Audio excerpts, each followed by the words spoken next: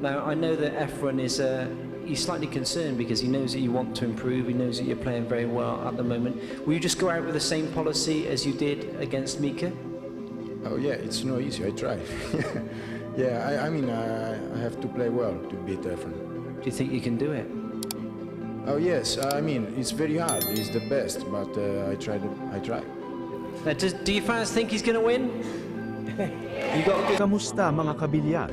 Mapapanood nyo ngayon ay unang dalawang rack sa laban ni Efren at Fabio Petroni.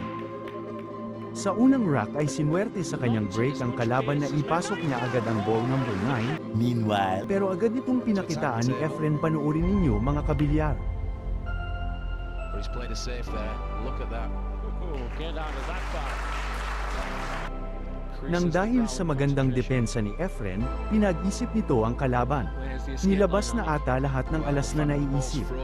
May nahuli na naman si Efren ng kanyang magandang depensa. Panoorin ninyo mga kabilyar.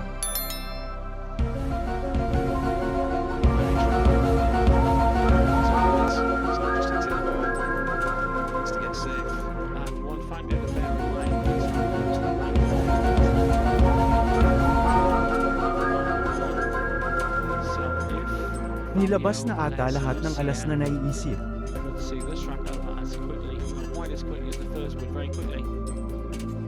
There's a possibility. I think the nine's maybe a little too far away from the pocket, but he still really does need to hit this ball. Go once.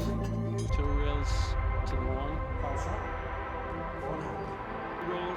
Nang dahil sa magandang depensa na ipinamalas ni Efren, sinunod-sunod na niya ang mga natitirang bola.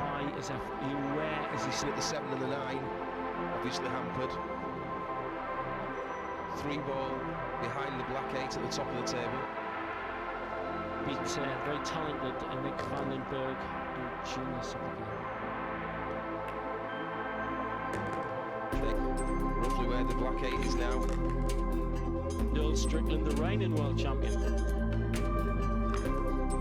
Earrings out, all aspects of 9 ball. That's right. You've always got a chance. As the maestro goes to his work. Kung nagustuhan nyo ang video, please like and subscribe mga kabilyar. Salamat sa suporta.